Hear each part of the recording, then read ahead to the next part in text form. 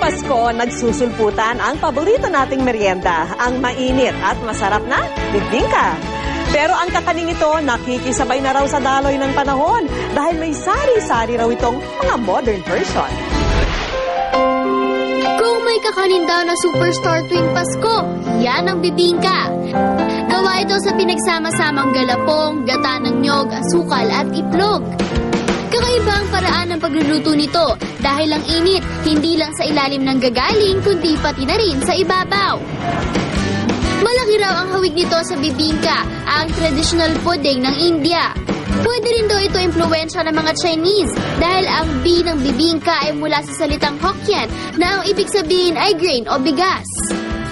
Ang bawat region ay may kanya-kanyang beauty queen, pero alam niyo ba na bukod sa mga magagandang dilag na yon, ay meron pa silang pambato sa isa sa mga tinaguriang Christmas kakanin, ang bibingka. Kung hindi nagpapatalo ang mga Kapampangan sa larangan ng pagandahan, aba, winner din daw sila sa lutuan. Ito nakuha po namin sa taga Pampanga. Pampanga talaga. Kaya lang medyo na lang namin yung recipe nila. Medyo dinagdag na lang kami. Ang galapong na may gata at itlog, ibinabad ng 24 oras. Hanggang ngayon, uling pa rin ang gamit nila sa pagluluto ng bibingka. Kaya naman extra yummy daw ito. Ang resulta, malamamon na lambot ng bibingka. Talagang labor of love ang bibingka nila. Kaya naman ang bawat customer, naging suki na raw nila. Marami akong nakain ng mga ganitong lugar. Parang para sa akin the best ito. Sa pagandahan, hindi rin magpapahuli ang mga tubong Manilenya. At pagdating sa bibingka, aba, meron din silang ibubuga. Meron tayong dalawang klaseng bibingka. We have the classic special bibingka with salted eggs and Laguna cheese or yung queso puti. And then the other one is yung bibingka with queso de bola and queso puti or Laguna cheese. Fresh daw lahat ng ingredients na ginagamit nila na binibidahan ng kesong puti mula Laguna at ang kontratamis na itlog na maalat. At dahil magpapasko na, patok din ang kanilang version na may queso de bola. Ang kanilang special bibingka, special din daw ang pagkakaluto. Kasama natin ang pastry chef na si Kuya Ben, aka ang bibingkero dito. Ngayon naman gagawa tayo ng bibingka na may kesong puti at itlog na pula. Ibinuhos lang ang special mixture nila ng galapong, gata ng nyog at asukal. Pagkatapos, dinagdagan ito ng itlog na pula at kesong puti.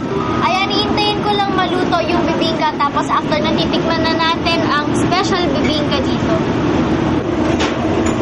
Pagkatapos ng 15 minutes sa oven, nilagyan ito ng butter.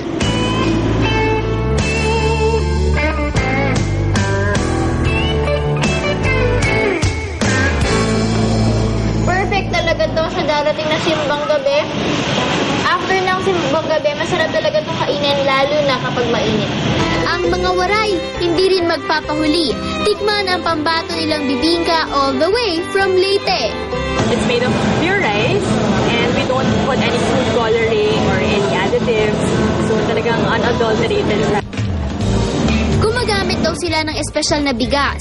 Kaya naman ang resulta, malambot, manamis-namis at mapuputing bibingka na parang puto ang itsura. Madali lang daw gawin ang mini bibingka nila.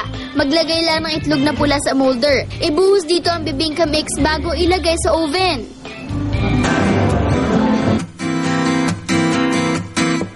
At kapag golden brown na ang ibabaw nito, huwag kalimutang ipahid ang butter. Yung lambot, okay siya. Tapos yung nasa loob niya. Ngayon lang ako nakakita ng bibingka na ganito kalaki. Bibingka rin ang specialty ng pamilya Alfonso. Pamana pa raw ang recipe nila mula sa naunang henerasyon.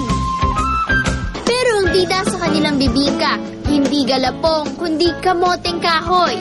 Pinag-isipan nila kung anong recipe, pwede bang masarap yung bukod sa nilagang kamoting kahoy, di ba?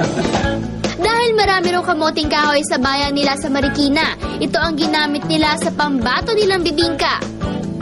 Madali lang daw itong gawin, ang pininong kamoteng kahoy. Hahaluan ng mga sikretong pampasarap at ready na to steam. Kapag may keso at butter na ang ibabaw ng kakanin, ipasok na ito sa oven.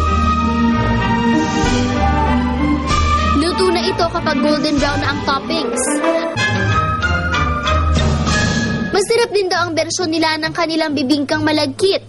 Isasaing ito at hinahaluan ng gata na may pulang asukal. Kapag malapot na ang malagkit, lalagyan naman ito ng latik at ipapasok ulit sa oven.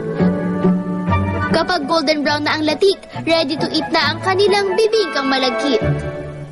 Iba't iba man ang lasa at itsura, ang bibingka, mahalagang bahagi ng ating kultura. Dahil sa iba't ibang version nito, kitang-kita na pagdating sa pagkain, likas tayong malikhain.